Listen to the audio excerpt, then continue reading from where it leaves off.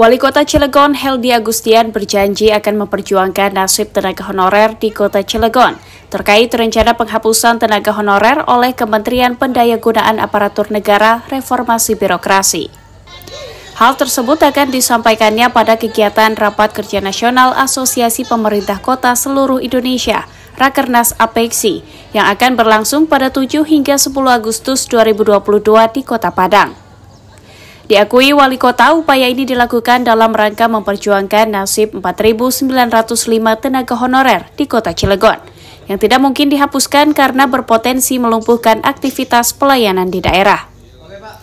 Untuk itu, pihaknya yang pernah membahas bersama sejumlah wali kota dari beberapa daerah lainnya juga sepakat akan memperjuangkannya agar tenaga honorer di daerah tidak dihapuskan. Karena tidak sedikit tenaga guru, tenaga kesehatan, petugas kebersihan, hingga tenaga pelayanan di OPD maupun UPT kebanyakan diisi tenaga honorer. Menurut Heldy, pengadaan formasi untuk CPNS maupun pegawai pemerintah dengan perjanjian kerja P3K jumlahnya tidak sebanding dengan pegawai yang pensiun. Untuk tahun 2021 misalnya, dari 120 orang yang pensiun, Pemkot Cilegon hanya mendapat kuota penerimaan 69 CPNS.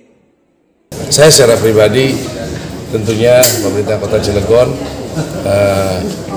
tidak mungkinlah honorer ini dihapuskan. Kenapa? Karena dari data kami itu kurang lebih antara yang pensiun dengan yang masuk itu nggak seimbang. Ya, for example, namanya tahun 2021 120-an kurang lebih sekitar, yang masuk cuma 69, kan nggak imbang. Yang kedua, pada saat kami di Salatiga, kami juga sudah bicara sama seluruh wali kota, ya, dan ini masuk di dalam bahasan untuk dibawa ke Rakernas. Kenapa? Ini bisa melumpuhkan pelayanan secara nasional. Artinya mereka-mereka ini kan cukup banyak, ya kan? Jadi secara otomatis ini akan masuk ke dalam bahasan Rakernas nanti di APEKSI. Ya. Sementara itu, pemerintah Kota Cilegon saat ini tengah merumuskan kebijakan jika aturan tersebut tetap diberlakukan. Pihaknya mengimbau para tenaga honorer di Kota Cilegon tetap tenang dan tetap melaksanakan tugas kerja yang menjadi kewajibannya. Dari total 4.905 tenaga honorer yang akan terdampak kebijakan penghapusan, terbanyak dari tenaga honorer guru mencapai 1.290 orang. Kedua, tenaga honorer dari RSUD Cilegon yang mencapai 445 orang, dan tenaga kebersihan pada Dinas Lingkungan Hidup yang angkanya mencapai 445 orang.